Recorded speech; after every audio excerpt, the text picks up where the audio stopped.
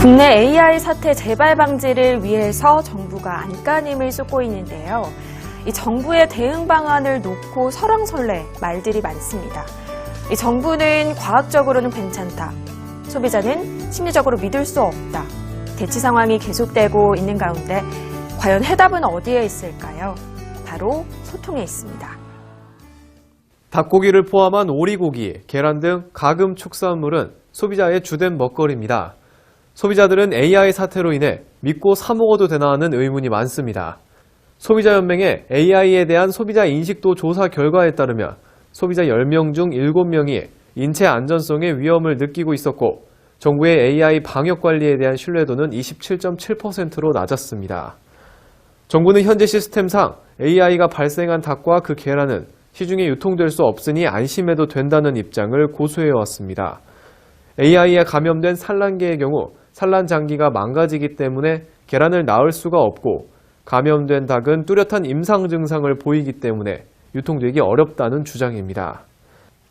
하지만 실제로 계란 검사를 바탕으로 한 과학적 근거가 있는지를 문제로 들어 치밀한 사후 진단 시스템이 필요하다는 의견이 나왔습니다.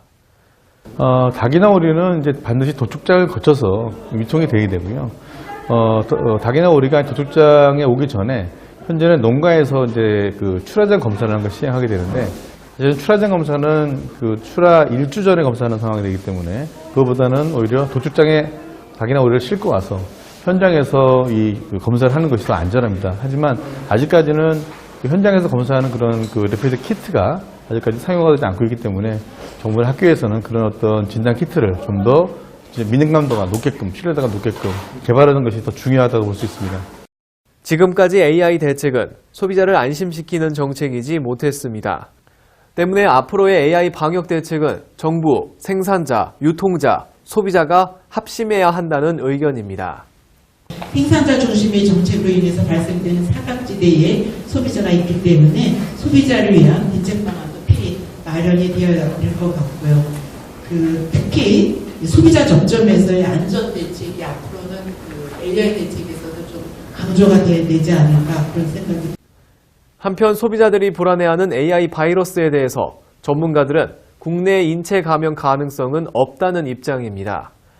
H5N6가 사람간 휴먼 투머, 사람간 전파 사례가 없고 질병관리본부의 자료에 따르면 현재 국내에 나와 있는 발생된 H5N6형의 AI는 인체 감염 가능성은 매우 낮다. 또한 중국, 동남아 지역과 우리나라 사육 환경 자체가 다르기 때문에 인체 감염은 매우 희박하다고 주장합니다. 우리나라 소비자들 닭하고는 살아있는 닭하고는 만날 일이 전혀 없지 않습니까? 그렇지만 중국이라든지 베트남 이런 데는 잘 알다시피 축계도 유명하고 실제로 사는 데하고 닭하고 같이 살고 있지 않습니까? 나아가 살처분에 참여한 수많은 인원들이 계속 바이러스에 노출되었지만 인체 감염 사례는 없었다고 강조했습니다.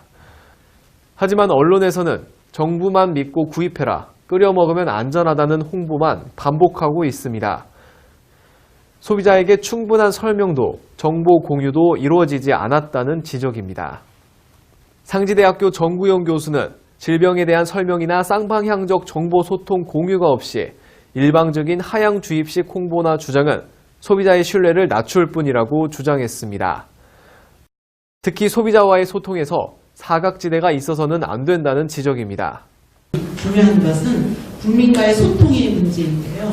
인체 감염이라고 하니까 이것이 이제 질병관리본부가 컨트롤 타워가 되고 있는데 우리는 축산물 관련하면 농림수산식품부를 생각을 하고 있습니다. 그래서 어느 사이트에 들어가든 안 그러면 어딘가에 한 곳에서 소비자와의 그런 접점을 마련해 줄 필요가 있다고 생각이 들고요.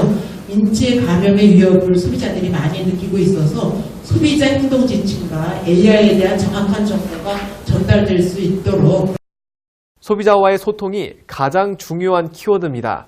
투명하고 정확한 정보 공개가 절실합니다. 이번 AI 사태를 통해 바닥에 떨어진 소비자의 신뢰가 어떻게 회복될 수 있을지 귀추가 주목됩니다.